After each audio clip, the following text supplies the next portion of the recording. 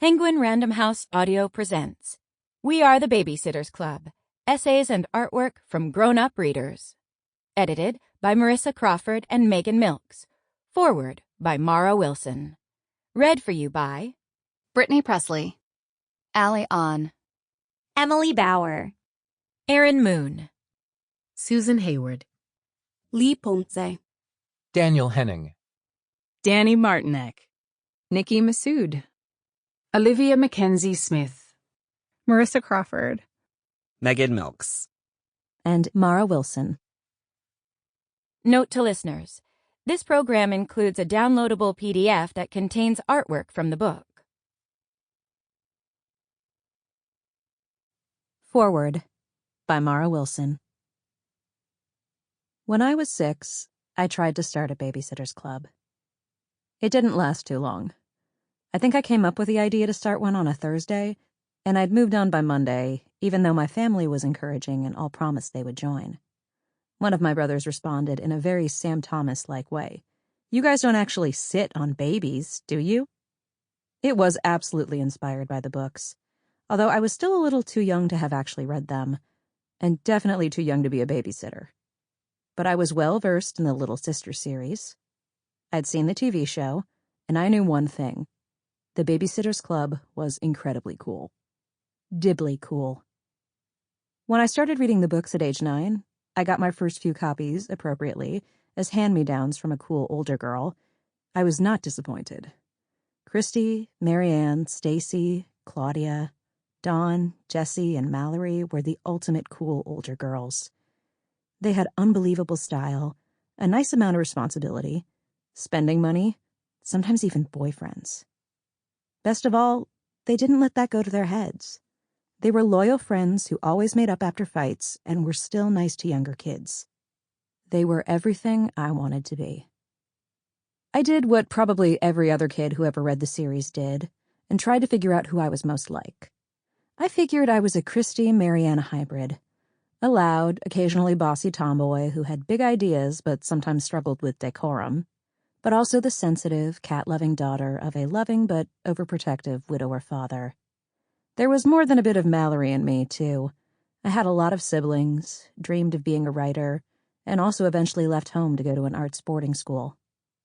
My favorite characters, though, were Claudia, Stacey, and Jessie, who were nothing like me. Their lives were more interesting, and they were good at all the things I secretly wished I could be good at. Fashion, art, math, dance. I don't know if I ever talked about the books with my friends. My preteen years were a confusing time for me, with shifting friend groups, grief over my mother's death from breast cancer, and trying to live 2 lives as a normal kid and as a child star. I think I feared my tomboy friends would think I was too girly for loving the Babysitter's Club, and my bookish friends would think the books were too babyish. They wouldn't have understood how much the books had helped me. Marianne's struggles with her father were very familiar. Jessie felt grown up in dance classes, just as I did on film sets, but she and I quickly turned back into children as soon as we got home with our parents and Aunt Cecilia. I finally understood when my grandfather, a diabetic, needed to test his blood sugar and got tired so easily, thanks to Stacey. My 3 older brothers were A students, while I struggled to turn in my homework on time, much like Claudia. Anna M. Martin's California Diaries, an extension of the original series focusing on Dawn and her friends, had one of the most realistic depictions of parental loss I've ever read. The girls from the Babysitter's Club understood me when I felt like no one else did. If I didn't talk about the books with my childhood friends, I made up for it as an adult. The Babysitter's Club, it turns out, is something that nearly everyone in my generation knows, and many of us loved. In my early 20s, I stayed up late with my roommate Jessie, a Claudia Stacey, and talked about Claudia and her many outfits, laughing about her insistence to Kristy that sheep are in, while Kristy's snowman sweater was out. Fellow California girls and I have talked at length about Dawn, and how we wished our California lives had been more like her hip surfer girl life. Her best friend from Palo City, the pessimistic, ironically named Sunny Winslow, was much more my speed. I've lost count of how many times I've had the "was Kristy actually a lesbian?" conversation with fellow LGBTQers. When I watched the new Netflix adaptation, I cried at the scenes between Marianne and her father.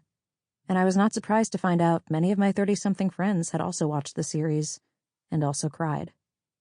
There's a feeling of community among us, those who grew up with these girls. And it's exactly what I felt reading We Are the Babysitters Club. I smiled when Megan Milks described himself as a fellow Kristy Marianne dyad, and felt a pang of recognition when Kristen Arnett wrote about having crushes on girls who looked like Claudia and Stacey. I marveled at how many of us felt like Mariannes or Mallorys, but wanted to be more like the cooler characters, especially Claudia.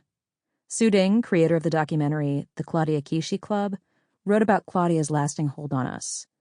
For many Asian American girls coming of age in the 1980s and 90s, she explains, Claudia was the first Asian American character they could relate to, or even the first Asian American they saw in American pop culture at all. Yodasa Williams writes of Jessie as a personal hero of hers, a character she could relate to as a black girl growing up in a suburb not unlike Stony Brook. That's not to say that the books were perfect.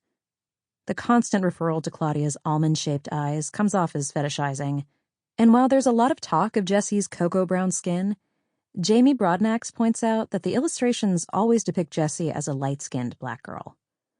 For all their junk food binges, all of the girls in the BSC are described as thin, which Jennifer Epperson resented as a young girl who was described as big. Haley Moss writes that while Kristy and the Secret of Susan, in which Kristy babysits a child with autism, does get many things right about autism, it still centers on Kristy's and Susan's family's well-being and preferences rather than Susan's. What if we had been able to learn more about what Susan wanted and her experience of the world, Moss writes, rather than seeing her autism as a burden to her family? I had some similar issues with the books, both as a child and as an adult. While I remember being thrilled that the newest member of the BSC, Abby, was Jewish like me, I always felt that her supposedly punning in Yiddish was a little stereotypical. And why did Dawn only seem to have white friends in California when half of my Californian friends were Latinx? Claudia not being able to go to school for 2 months after breaking her leg was horrific to me and made the books feel a bit dated. In the late 90s, my middle school had ramps and a wheelchair lift, and my hometown was nowhere near as wealthy as Stony Brook. But I think that we can acknowledge the series' shortcomings while still appreciating them. What has lasted is the feeling of positive femininity in these books, and the love all the girls had for each other. We deeply appreciated the book's values: friendship, talking out problems, sharing, and caring for others. Gabrielle Moss, author of the wonderful book about middle grade and YA fiction, Paperback Crush, suggests that one of the most important things the Babysitters Club books did was make these values seem trendy and cool. Dibbly cool, even. Maybe the truth is that we weren't the Babysitters Club, but we all wanted to be. And in a way, we all are part of a club now. Introduction. We are the Babysitters Club. By Marisa Crawford And Megan Milks.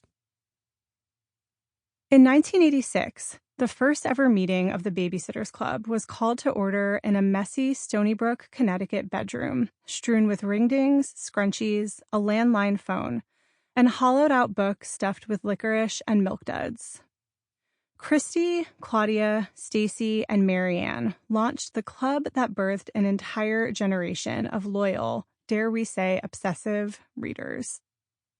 From the Babysitters Club number 1, Kristy's Great Idea, to number 131, The Fire at Marianne's House, Anna M. Martin's wildly popular book series lasted 13 years, the age of its 5 core characters, who remained forever frozen in 8th grade, and a remarkably long life for a children's series.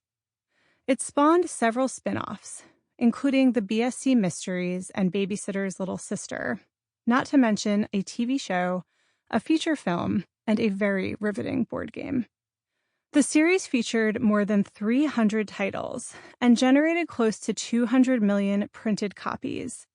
Copies that millions of readers like us devoured with near-religious fervor in the 1980s and 90s. We snatched up each new title at our school's scholastic book fairs and libraries, savoring every new adventure, and crafted our outfits, our handwriting, and our personalities to mirror our favorite characters, or quietly formed secret crushes on them. 35 years later, we're all... Sample complete. Ready to continue?